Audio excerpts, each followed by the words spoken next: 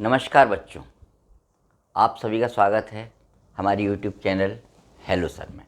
आज हम ज्योमेट्री के पोर्शन की बात करेंगे, पेरीमीटर और एरिया। पेरीमीटर और एरिया बेसिकली अभी हम बात कर रहे हैं मिडिल स्कूल की 6, 7, 8 के बच्चों की, जिनको पेरीमीटर और एरिया में रेक्टेंगल है, स्क्वायर है, ट्रायंगल है और सर्कल है।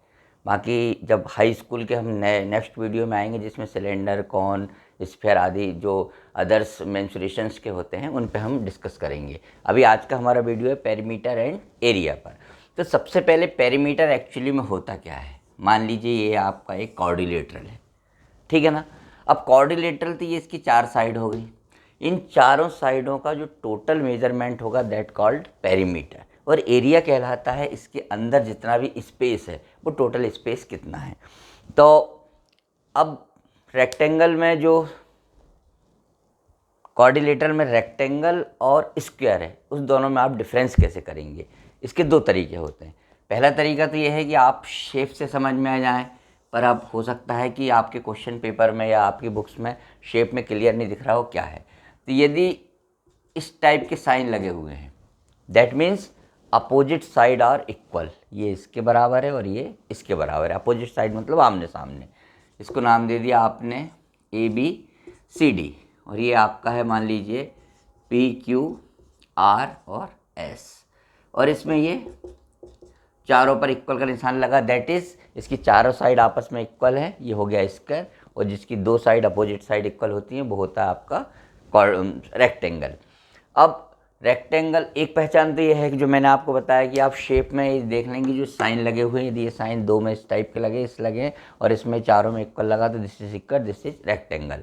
लेकिन यदि मान लीजिए आपको शेप नहीं दिया, ओनली लिखा है कि आप पर्टिकुलर शेप का एरिया निकालें या पैरामीटर निकालें, उस कंडीशन में आप क्या करेंगे कि जब आपको क्वेश्चन में एक डिजिट दिया हो, सिंगल डिजिट 24, 16, 8, 9, 10 जो भी दिया हो, तो वो क्या है आपका स्क्वायर है, क्योंकि स्क्वायर की ऑल साइड इक्वल होती है। तो मान लीजिए 8 है तो चारों 8 होंगी, और इसमें 2 नंबर दिए रहते हैं, 2 डिजिट दिए रहते हैं, तो वो आपका रेक्टेंगल होगा। मान लीजिए ये दिया है आपको 6 और ये दिया है 9, दैट मीन्स ये भी 9 हो जाएगा और ये भी 6 हो जाएगा। और यहाँ मान लीजिए सारे के सारे 12 हैं, all sides are equal, that is the square. तो सबसे पहले बात करते हैं हम रेक्टेंगल का। तो रेक्टेंगल का जो पेरीमीटर होता है वो होता है 2 into L plus B. L मतलब लेंथ और B मतलब ब्रेथ होती है इसकी, तो 2 इंटू L प्लस बी। अब 2 इंटू L प्लस बी क्यों हुआ, क्योंकि अपन एक L, दूसरी L, एक B और दूसरा B। मैंने आपसे कहा कि चारों का इनका टोटल करना आपको मेजरमेंट का पेरीमीटर में। तो ये L और L कितना हो गया 2L, और ये हो गया 2B, 2 को कॉमन ले लिया, हो गया L प्लस बी। तो इसका बस शार्ट में फार्मूला हो जाता है rectangle of perimeter 2 into L plus B.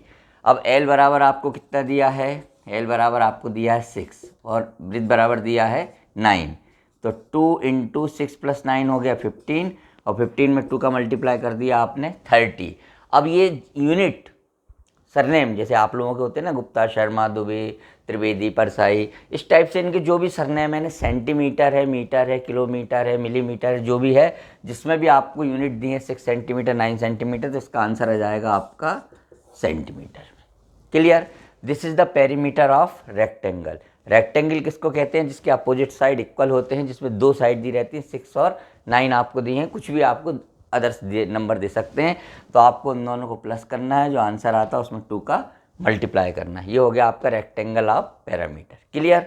अब जब इसी नंबर से मान लीजिए आपको एरिया निकालना है, तो एरिया का जो फार्मूला होता है एरिया ऑफ रेक्टेंगल वो होता है L cross B।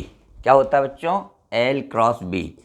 Area is equal to L cross B। Very simple, Hindi medium के बच्चे कहें तो लंबाई गुणित चौड़ाई बराबर क्षेत्रफल, और रेक्टेंगल को कहते हैं आयत। लंबाई गुणित चौड़ाई मतलब 6 इंटू 9 इज इक्वल टू 54। अब आप कहेंगे सर इसमें भी सेंटीमीटर लग जाएगा, सेंटीमीटर लगेगा, लेकिन एक बात हमेशा ध्यान रखना, एरिया किसी भी चीज़ का निकाले, स्क्वायर का, रेक्टेंगल का, ट्रायंगल का, स्फीयर का, कॉन का, सिलेंडर का, कोई भी शेप हो, यदि आप एरिया निकालेंगे तो उसके आंसर में आपको स्क्वायर लगाना पड़ेगा। जो भी आंसर आएगा, जो यूनिट रहेगी उसमें स्क्वायर लगेगा। अब स्क्वायर क्यों लगता है? This is the 6 centimetre, this is the 9 centimetre. तो 6 में 9 का टेबल पढ़ दिया आपने, 54 हो गया। लेकिन सेंटीमीटर इंटू सेंटीमीटर कितना हो जाता है? सेंटीमीटर का स्क्वायर।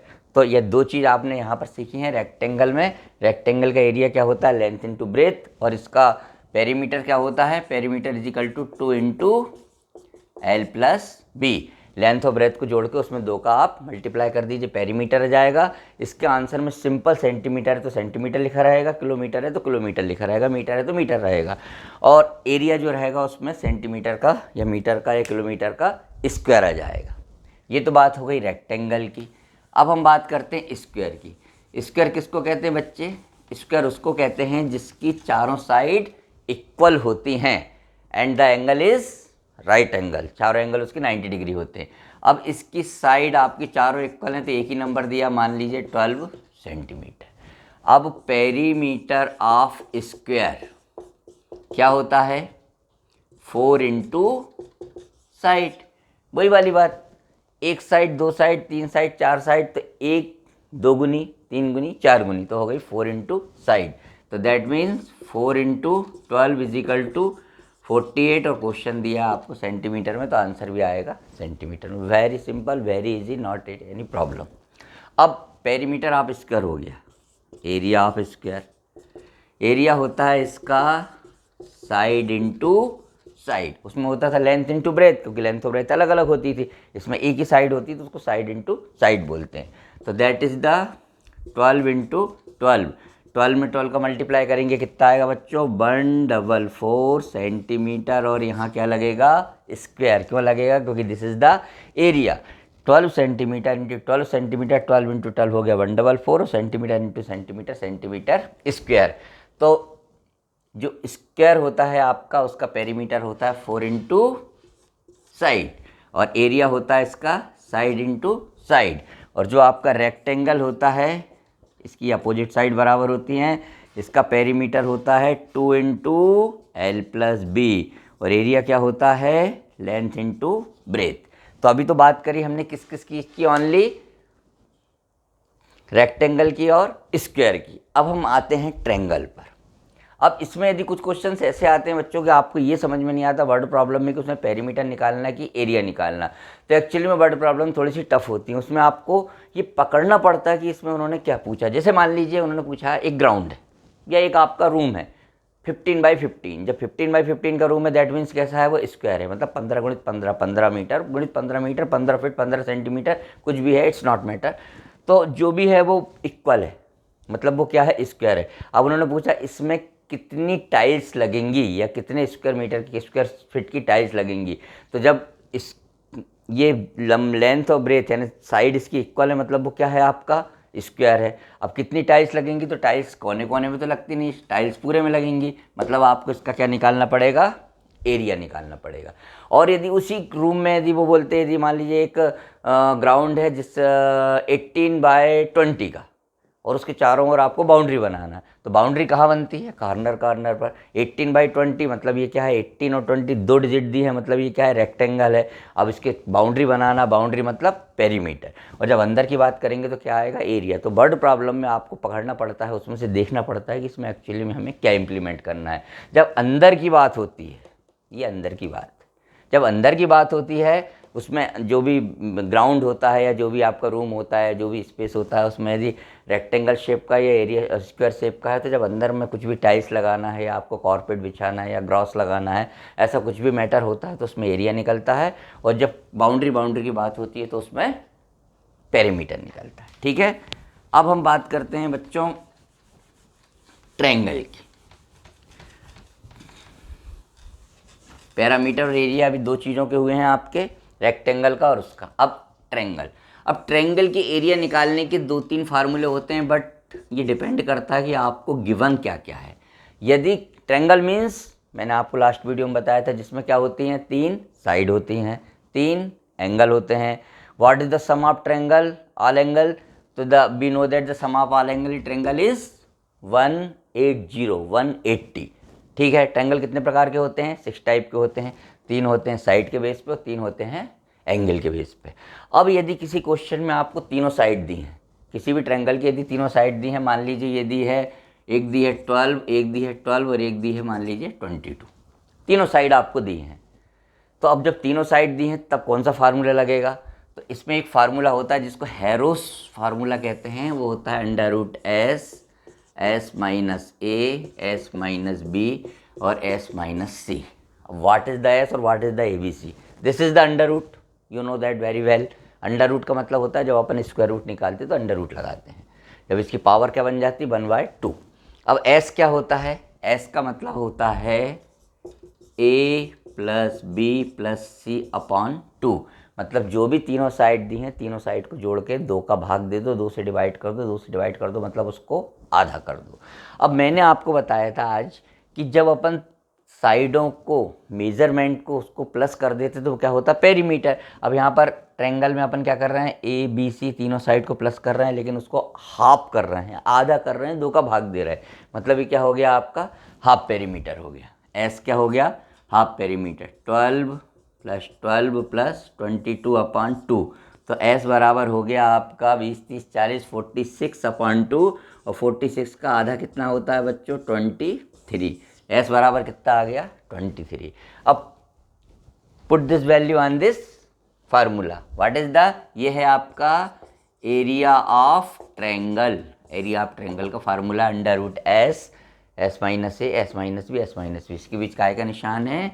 मल्टीप्लिकेशन का निशान है। ये फार्मूला कब यूज़ होता है? जबकि किसी ट्रायंगल की तीनों साइड दी हों। यदि 3 साइड नहीं दी जाएंगी, सिर्फ बेस और हाइट दी रहेगी, तो 1/2 बेस इंटू हाइट दूसरा फार्मूला यूज़ होगा। लेकिन ये under root S minus A, S minus B, S minus C, ये कौन सा फार्मूला कहलाता है? Hero's formula.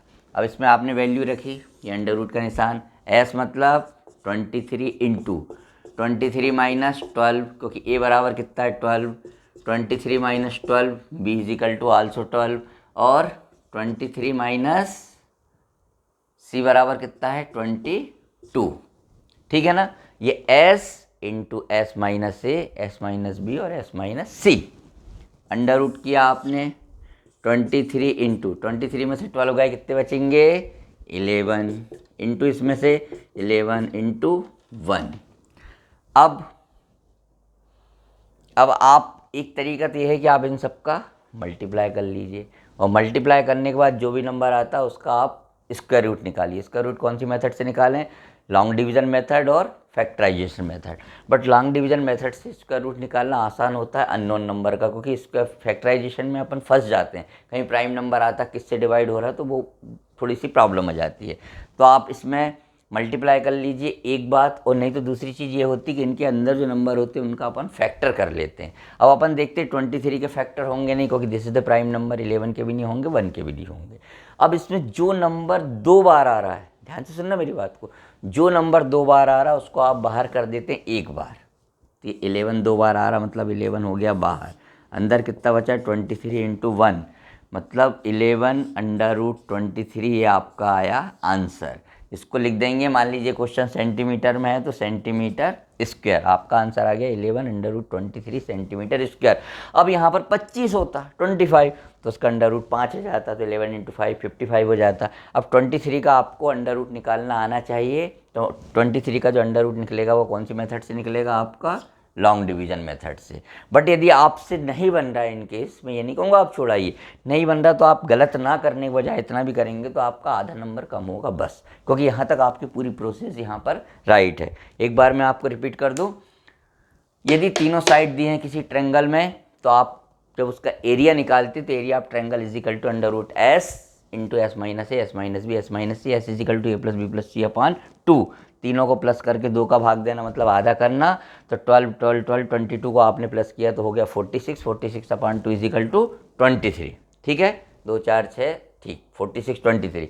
अब 23 इंटू -12, ठीक है ना, 8 3 11, इसमें से 11, इसमें 22, यहाँ 1 बचा, 1 11 11 22। ये 23 11 2 बार आया तो उसको आपने क्या कर दिया? बाहर कर दिया। यहाँ पर आप लोग ऐसा स्टेप का निशान लगाएंगे, आपकी आंसर शीट एग्जाम की होती है, आपकी जो कॉपी होती है, this is the answer 11 under root 23। अब 23 को लॉन्ग डिवीज़न मेथड से जिन बच्चों को आता है, मैंने पहले वीडियो में बताया था, आप उसको देखेंगे कैसे करते हैं। ठीक है, तो आज हमने बात करी है बच्चों एरिया और पेरीमीटर, किस किस का, रेक्टेंगल का और स्क्वायर का, और इसके बाद एरिया किसका देखा आपने, ट्रायंगल का। अब हम लास्ट पोर्शन पे आते हैं, circle. It is the most important shape of mathematics, geometry. Circle, वैसे मैं इसका आपको थोड़ा सा हिंट दे चुका हूँ लास्ट वीडियो में, दिस इज द बाच के रूप में। What is the value of circle in the angle 360 degree. क्यों? क्योंकि ये इसकी यदि मान लीजिए अपन एक लाइन खींच देते हैं बीच में, तो वो स्ट्रेट एंगल हो जाएगा, तो ऊपर 180 नीचे 180, दिस इज द 360। अब सर्कल में ये पॉइंट, अब ये पॉइंट कहाँ से आता है, आपके कंपास बॉक्स में, ज्योमेट्री का जो बॉक्स होता है उसमें जो आप सर्कल बनाते हैं, जो आपका कंपास होता है उससे, तो जिसमें वो नॉक होती है, वो आपका होता है ना जो परकाल, जिसको हिंदी में परकाल कहते हैं कुछ बच्चे, तो एक तरफ तो आप पेंसिल फंसा देते हैं, एक तरफ जो नॉक होती है, तो नॉक को आप जहाँ पर यहाँ पुश करते हैं और रेडियस से आप उसको टर्न करते हैं पूरा, तो वो जो बनता है, वो जो पॉइंट होता है, वो क्या कहलाता है, उसका सेंटर ऑफ द सर्कल। और सेंटर ऑफ द सर्कल से यदि अपन सर्कल की बाउंड्री को जोड़ देते हैं, तो ये जो डिस्टेंस होती है वो क्या कहलाती है बच्चों, रेडियस। क्या कहलाती है, रेडियस। मतलब सेंटर से सर्कल की बाउंड्री को जोड़ने वाली लाइन होती है रेडियस। और ऑल रेडियस आर इक्वल, क्योंकि आपने देखा होगा आपके पास साइकिल होती है, सब बच्चे साइकिल चलाते हैं, तो साइकिल में जो ये बीच में रहता है एक्सल्स का, ये स्पोक होते हैं, सारे स्कोप कैसे होते हैं, आपस में सब बराबर होते हैं। जबकि आपका कोई भी स्पोक यदि टेढ़ा हो जाता है, आप जाते हैं दुकान पे बदलवाने, तो ऐसा थोड़ी है कि वो कोई सा एक पर्टिकुलर देगा, सारे स्पोक क्या होते हैं, इक्वल होते हैं। That means all radius are equal, सारी रेडियस इसकी कैसी होती है, बराबर, चाहे वो कहीं हो चाहे वो कहीं हो। अभी यदि इसी रेडियस को हम पूरा जोड़ देते हैं, तो ये OA या OB तो क्या हो गई आपकी रेडियस हो गई, इस साइड या इस साइड। लेकिन यदि अपन पूरे AB की बात करें, तो AB क्या हो जाता है बच्चों, डायमीटर। ये क्या हो जाता है, डायमीटर। तो जो डायमीटर जो आपका होता है, डायमीटर को हम किस अक्षर से बताते हैं, D से, और रेडियस को किससे बताते हैं, R से। तो डायमीटर जो होता है वो रेडियस का क्या होता है, डबल। अब इसको सीधा सीधा याद रखने का तरीका, हमेशा आप जनरल चीज़ों से लिंक कर लीजिए। D का मतलब होता है डायमीटर और D का मतलब हो गया डबल। तो diameter is double of radius, से MCQ में 6, 7, 8 और बड़ी क्लासेस में भी ये पूछा जाता है। तो D इज इक्वल टू क्या हो गया, 2 × R। यदि इसकी वैल्यू 12 है तो पूरा ये कितना हो जाएगा, 24। और रेडियस जो होता है वो डायमीटर का क्या होता है, आधा। क्यों? क्योंकि यदि मान लीजिए 25 है तो ये हो गया आपका 12.5। तो डायमीटर ये हो गया पूरा यहाँ से लेके यहाँ तक, और रेडियस कहते हैं सेंटर से लेके ये। अब कुछ बच्चों के मन में ये प्रश्न आ रहा होगा, क्या ये भी डायमीटर होगा, क्योंकि ये भी तो दोनों बाउंड्री को जोड़ रहा है, सर्कल के दोनों किनारों को जोड़ रहा है। But this is not a diameter. क्यों? क्योंकि डायमीटर की डेफिनेशन होती है, डायमीटर की ये कंडीशन होती है, शर्त होती है कि वो पासिंग द सेंटर, सेंटर से होके जाएगा तो ही वो डायमीटर कहलाएगा। This is not a diameter, this is a chord, इसको जीवा कहते हैं हिंदी में। ये डायमीटर नहीं होगा। डायमीटर कब होगा, जब ये यहाँ से लेके ये ऐसा करके जाएगा, ये डायमीटर हो जाएगा। This is diameter, but this is not a diameter. ये डायमीटर नहीं होगा, ये डायमीटर नहीं होगा, ये डायमीटर हो जाएगा। इसको फिर से देखते हैं हम। Centre point OA, this is the radius, very simple. अब इसको कोई भी कोने से जोड़ेंगे, ये सारे क्या होंगे, इसके रेडियस होंगे। दे ऑल आर इक्वल, ये सब रेडियस होते हैं, ठीक। लेकिन जब यदि हम इसको सेंटर पॉइंट से होकर ऐसा करके ये जाता है, तो ये क्या हो जाता है आपका, डायमीटर हो जाता है, ठीक है ना। तो डायमीटर R, ये 15 है, ये 15 है, तो डायमीटर कितना हो गया आपका, 30। Diameter is double of radius, ठीक है ना। डायमीटर हमेशा क्या होता है, डबल। तो ऐसा क्वेश्चन है, D is equal to blank × R, तो यहाँ कितना लिखा आएगा 2, और R is equal to D upon blank, fill in the blanks, तो D अपॉन 2। रेडियस जो होता है वो डायमीटर का क्या होता है, आधा, और डायमीटर जो होता है वो रेडियस का क्या होता है, डबल होता है। अब इसमें अपन इसको एंड करते हैं। सर्कल में दो फार्मूले होते हैं, एक होता है इसका जिसको आप पेरीमीटर कह सकते हैं, और एक होता है इसका एरिया। अब क्या होते हैं इसके दो फार्मूले, इसको कहते हैं पेरीमीटर को कहते हैं सरकमफ्रेंसेस। मतलब जब किसी भी सर्कल के कोने कोने की बात होती है, ये है, इसको लिख दिया O, इसको लिख दिया A, this is the radius. ठीक है ना। तो जब सर्कल के कोने कोने की बात होती है, जिसको सरकमफ्रेंसेस कहते हैं अपन, सरकमफ्रेंसेस ऑफ सर्कल, उसका फार्मूला होता है 2πr। दिस इज द पाई, जो कि छोटे बच्चे लगाते हैं, आप भी लगाते होंगे, यहाँ पर लगाते हैं जो बो टाइप की जो होती है ना, ये ऐसी लाइन और ये लाइन और ये लाइन, दिस इज द पाई। ये एक वर्ड होता है, एक डिजिट, सॉरी एक सिंबल है, ये पाई होता है। इसकी वैल्यू होती है pi is equal to 22/7। Very important है, इसको याद कर लीजिए। जब तक आप मैथ्स पढ़ेंगे इन द होल लाइफ, आपको पाई से पीछा नहीं छूटेगा। पाई इज इक्वल टू 22/7 और पॉइंट में बोलते हैं तो 3.14। इसकी दो वैल्यू होती हैं, तो पॉइंट में लिखते तो 3.14 और ऐसे लिखते तो 22/7। तो इसका सरकमफ्रेंसेस होती है 2πr और इसका एरिया होता है काय का, सर्कल का, पाई r स्क्वायर। ठीक है ना। अब यदि आपको डायमीटर दिया है मान लीजिए 28 सेंटीमीटर, तो इसमें d तो कहीं रखाते ही नहीं है, इसमें भी d नहीं रखाता, रखाता क्या है बच्चों, r। तो r इज इक्वल टू हो गया d/2, मतलब r बराबर हो गया 28/2, मतलब कितना हो गया 14। r की वैल्यू कितनी आ गई 14, मतलब 14। ये सेंटीमीटर है तो r बराबर हो गया 14 सेंटीमीटर। अब सरकमफ्रेंसेस निकालना है तो 2 इंटू पाई की वैल्यू रख दी 22/7 इंटू आर की वैल्यू कितनी रख दी आपने 14। अब ये कैंसिल हो रहा तो कैंसिल कर दीजिए, 2 बार हो गया, तो आंसर आ गया आपका 2 इंटू 22 इंटू 2, 2 2 जा 4, 4 2 जा 8, 4 2 जा 8, 28 centimetre. This is the circumferences. Circumferences मतलब कोने कोने की बात। एरिया, इसी क्वेश्चन में करते हैं। d बराबर 28, d/2, आर की वैल्यू आ गई 14, एरिया निकालना है, पाई की वैल्यू रखी 22/7 आर, और ये हो गया आपका स्क्वायर। स्क्वायर का मतलब क्या होता है, दो बार मल्टीप्लाई, तो 22/7 इंटू 14 इंटू 14, कुछ कट रहा है तो काट दीजिए, ये कट गया दो बार, तो आपका आंसर आ गया 22 इंटू 28, इसको आपने मल्टीप्लाई कर दिया तो हो गया 616। और सेंटीमीटर हमेशा याद रखना, एरिया जो भी होता है तो क्या लगता है, स्क्वायर। अब इसको फिर से देखते हैं अपन। This is the circle, this is the centre, centre से इसको मिलाने वाली लाइन कहलाती है रेडियस, पूरी लाइन को कहते हैं अपन डायमीटर, लेकिन एक शर्त है कि वो सेंटर से होकर जाना चाहिए। पाई की वैल्यू होती है 22/7, पॉइंट में बोलते हैं 3.14। और सॉरी बच्चों एक मिनट, ये हो गया आपका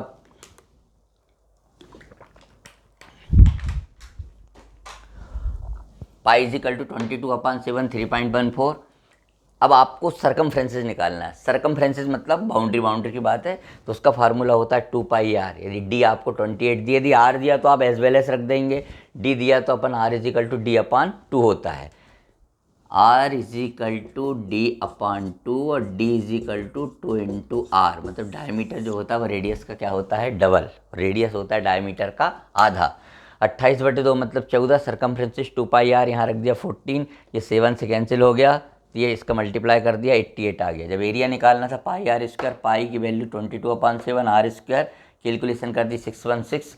चूँकि एरिया का आंसर हमेशा काय में आता है, स्क्वायर में आता है, तो ये आपका क्वेश्चन कंप्लीट हो गया। तो आज हमने बात किस किस चीज़ की करी, सर्कल के अंदर देखें रेक्टेंगल, स्क्वायर, ये रेक्टेंगल की पहचान, ये स्क्वायर की पहचान, इसका पैरामीटर और एरिया, इसका पैरामीटर और एरिया, उसके बाद ट्रेंगल जिसकी तीनों साइड आपको दी गई हैं उसका एरिया, मतलब √S - A S - B S - C S = A + B + C/2। और उसके बाद सर्कल, सर्कल में ये सेंटर से लेके ये होता है रेडियस और पूरा मिला दे तो डायमीटर, फार्मूला 2πr और πr स्क्वायर।